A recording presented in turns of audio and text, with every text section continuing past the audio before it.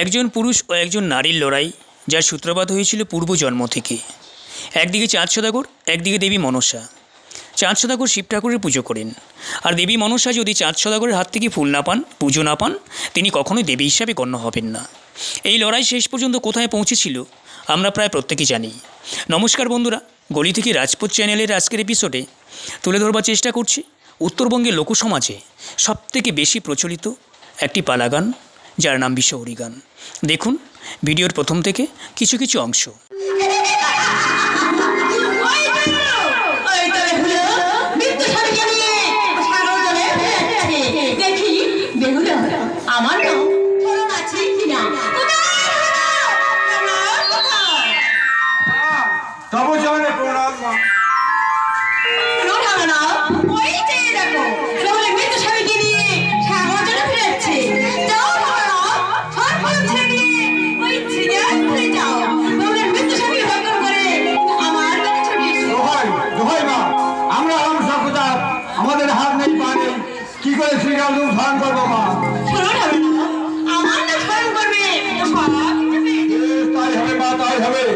এবার সর্বরূপ ছেড়ে শ্রীকাল রূপ ধারণ করে এই মুহূর্তে ছুটে চলাম ওই বেহুলার সাথে ওই খেলা যেন বেহুলার স্বামীকে ভক্ষণ করে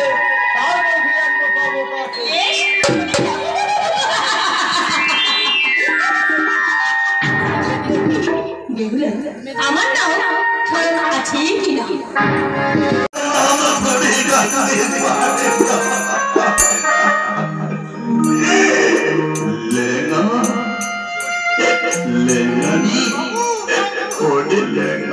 বাবু আমি তোমাকে ডেকেছিলাম। বাবু তোমার চোখ রয়েছে বাবু, তোমার তো কোনদিন কাঁদেন না, আজকে আমি কাঁদে কি দুঃখ বাবু? তোমার বাবু কি বাবু? ওরে আমার পুত্র লেনা, আজ আমার বড় সর্বনাশ হয়ে গেছে। কি সর্বনাশ হচ্ছে বাবু? কোন বাবু? আমার কনিষ্ঠ পুত্র লক্ষেন্দর, সে যে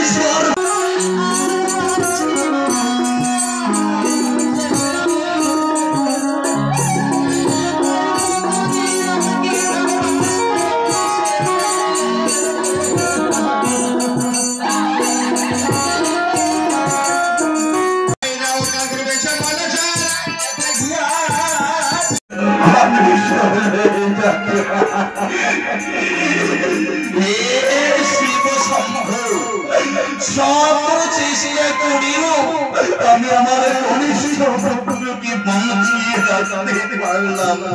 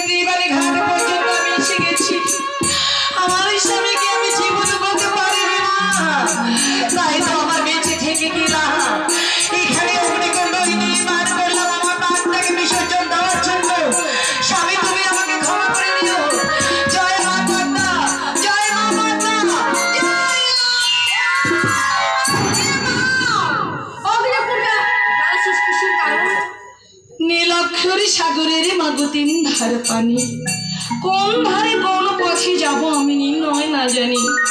গয়া গঙ্গা বানারসি ত্রিবাণ ঘাট পর্যন্ত এসে গেছি।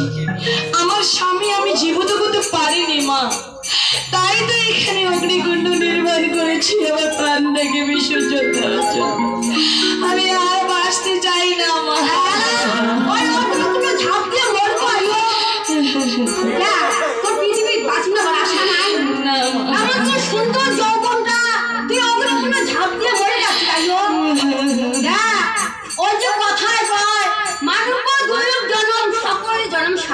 দাপটা না বাঞ্চা করে মানসি হেবে তুই দুনিয়া বাঁচি না না না মা, আমার আর বেঁচে থাকার কোনো ইচ্ছে নেই মা।